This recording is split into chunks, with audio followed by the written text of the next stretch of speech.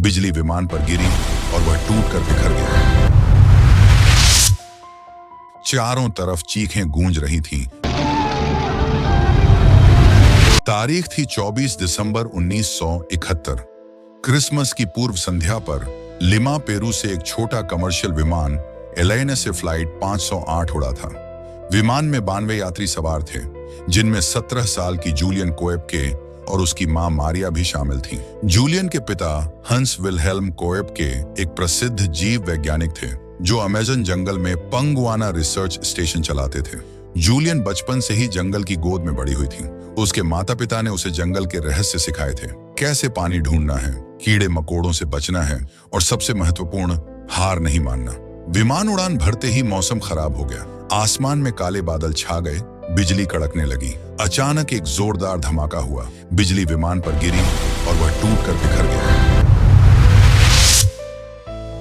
Julian अपनी seat पर बंधी हुई थी। वह 3 किलोमीटर ऊंचाई से गिर रही थी, लेकिन सीट की रो उसे थामे हुए थी। चारों तरफ चीखें गूंज रही थीं,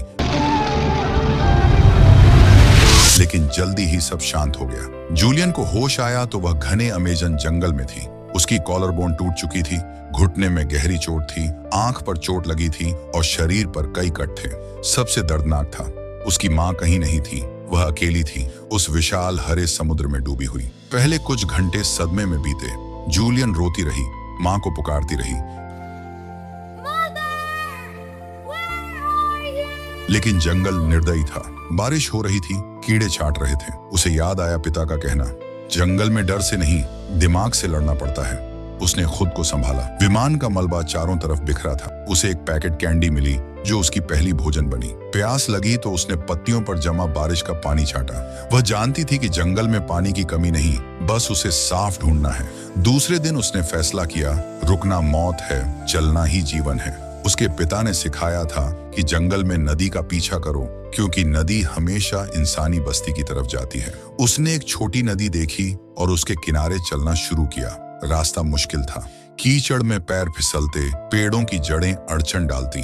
उसके घावों में कीड़े पड़ गए थे, मैगॉट्स, जो दर्द से तड़पा रहे थे। वह उन्हें सहती रही, क्योंकि पता था कि वे घाव साफ भी कर रहे हैं। भूख ने तड़पाना शुरू किया, कैंडी खत्म हो गई। उसने जंगल की जड़ें और फल ढूंढे, लेकिन सावधानी से जहर वाले न खा जाएं। रातें सबसे भयानक थीं। घना अंधेरा, जंगली जानवरों की गुर्राहट, जगुआर, सांप, मगरमच्छ। जूलियन ऊंचे पेड़ पर चढ़कर सोती ताकि सुरक्षित रहे।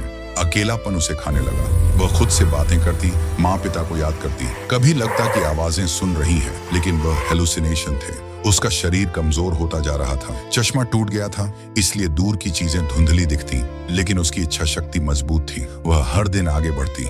नदी उसके साथी बनी, कभी उथली, कभी गहरी। वह उसमें तैर कर आगे बढ़ती। चौथे दिन उसे एक छोटा झरना मिला, साफ पानी। उसने खूब पिया, जैसे अमृत हो, लेकिन भोजन अभी भी समस्या था। उसने छोटे मेंढक पकड़े, लेकिन कच्चे खाने की हिम्मत नहीं हुई। वह भूख से बेहाल थी। 5वें दिन उसे विमान के मलबे का एक टुकड़ा मिला। 3 सीटें जिन पर 3 लोग गिरे थे, वे मर चुके थे। यह देखकर उसका दिल बैठ गया। उसे लगा शायद मां भी, लेकिन वह आगे बढ़ी। दिन बीतते गए। 10वें दिन उसकी हालत बदतर हो गई। पैर सूज गए, घाव संक्रमित, बुखार चढ़ आया। वह लड़खड़ा रही थी, लेकिन हार नहीं मानी। नदी अब चौड़ी हो गई थी। 11वें दिन दूर से उसे लकड़ी काटने की आवाज आई। वह खुशी से चिल्लाई। आगे बढ़ी तो एक छोटी झोपड़ी दिखी, लकड़हारों का कैंप। 3 पेरुवियन लकड़हारे उसे देखकर दंग रह गए। एक पतली घायल लड़की, जंगली बालों वाली, फटे कपड़ों में। उन्होंने उसे उठाया, घाव साफ किए, खाना दिया। जूलियन बच गई थी। वह फ्लाइट 508 की इकलौती सर्वाइवर थी। 91 लोग मारे गए, जिनमें उसकी मां भी। लेकिन जूलियन की 11 दिन की जंग अमेज़न के जंगल में एक चमत्कार बन गई। बाद में वह वैज्ञानिक बनी, ठीक अपने माता पिता की तरह। उसने पंगुआना स्टेशन को आगे बढ़ाया। उसकी कहानी हमें सिखाती है कि जीवन की सबसे बड़ी ताकत इंसान का दिमाग और हिम्मत है।